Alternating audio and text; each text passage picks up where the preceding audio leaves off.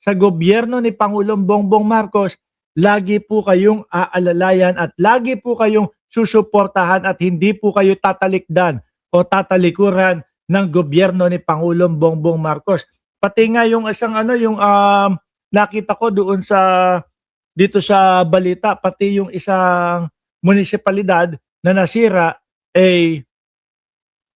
kumbaga nag-donate na si Pangulong Bongbong Marcos upang agad-agad na makumpuni yun pong munipasilidad nila o tinatawag na munisipyo ho in Tagalog, mga kababayan. Ayan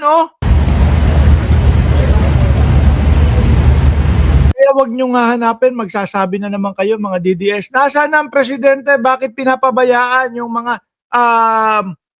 yung mga biktima ng lindol? Nandyan po mismo ang ating presidente. Kumikilos, gumagalaw, nagtatrabaho po, mga kababayan. Meron nga akong iba, meron akong kakilala na iba ho, mga bossing chipamo sir. Mismo yung syudad nila na apektado po ng lindol. Pero wala sa Pilipinas. Yung mga kampo ho, yung mga kampon po ng mga DDS, mga kababayan, di ba ang tumatayo na mayor dyan sa Davao ay si Baste Duterte? Dahil nga po yung tunay na mayor, mga kababayan, ay naging karton at yun nandoon sa loob ng dahig. Di ba si Mayor Baste ang mayor dyan sa Davao, mga bossing? Di ba? Ngayon, pwede ba kaming magtanong, nasaan ang mayor ninyo? Ano ang ginagawa ng mayor ninyo? Kasi nakita namin dito sa balita na si Barbie daw po, mga kababayan, ay naispatan daw po sa China immigration. Ibang klase, Addictus Rex. Parang wala namang hiya yung mga ganyang mga mga ganyang mga politiko. No, parang walang pakialam. Walang pakialam. Lumindol sa bayan namin, kasama kami sa sa mga natamaan ng lindol. Ay hindi, sige, magcha-China ako. Tsaka ano kaya ang ginagawa ni Baste Duterte sa China, mga bossing? Ano po? Ano kaya ang ginagawa ng mayor ng Davao na kasama po tama ba? Di ba pati Davao nasa lanta din? Kasama din sa tinamaan ng pagyanig ho, mga kababayan. Ano kaya ang ginagawa ng mayor ng Davao doon po sa China? Hihingi po ba sila ng asylum? Hihingi ng tulong? Dahil nalalapit na din po talaga naman ang paglilitis at nalalapit na po yung impeachment versus Inday Sara Duterte, mga kababayan. Baste Duterte, asan ba yan? Baste Duterte naispatan sa China. Ayun talagang immigration. China immigration. Davao Occidental Boss Mark, wala sa city. Sabi ni Annalyn Ando, papatir. sabi ni Marian, papatira. Grabe ka naman. Makapapatira ka naman kay Baste Duterte. Anyway, mga bossing chipamo sir. Yan po ang pagkakaiba. Yung nasa naman yung vice presidente.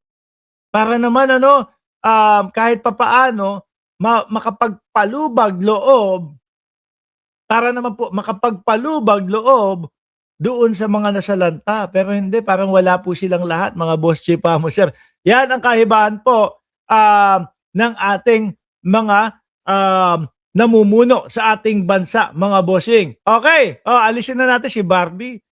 Ang hilig ng pamilya nila, yung mga maggagala po at walang pakialam. At tapos tipong yung mga trolls nila o yung mga ka-DDS nila ang maghahanap sa Pangulo. Nasaan ang Presidente Marcos? Bakit walang ganito? Bakit hindi pumunta doon sa mga nasalanta ng lindol? Samantalang eto, sila talaga. Sabi ni Rosewin Isidro, meron din po sa Davao City, andoon yung sister-in-law ko. 7.3 daw po ang magnitude. 7.3 magnitude doon sa Davao, Tapos etong mayor nila, liwaliw lang. Etong mayor nila, puro gala lang. Di ba, Ma'am Elena Garcia? Iwanan na natin si Barbie. Hayaan nating makapag-enjoy po, mga kababayan. Si Barbie ng Davao. Wala tayong magagawa. Hangang-hanga sa kanila yung mga Dabawenyo, mga bossing, hayaan na natin sila. Bahala sila diyan. Pero uulitin ko po mga kababayan na kami po ay nakikiramay doon sa mga kung meron mang namatayan, kami po ay nakikiramay doon sa mga nasalanta po ng lindol, mga bossing. Kaya lang, mayor ng Davao, ayan, no? Gala. Ngayon, no, mga kababayan, ngayon, tumungo tayo dito. Kasi, binabanatan po ng mga DDS si Rapi Tulfo. Dahil po dito sa picture na ito, mga boss chief amo, sir. Ano? At nung isang beses nga, pati po si Pulong Duterte, mga kababayan, bumabanat na din kay Rapi Tulfo na kinaugatan po ng pagsagot ni Senator Rapi Tulfo dito kay Pulong Duterte na pumunta ka doon sa aking tanggapan at makikita mo daan-daang mga Pilipino ang nakapila at humihingi ng tulong doon sa Rapi Tulfo in action.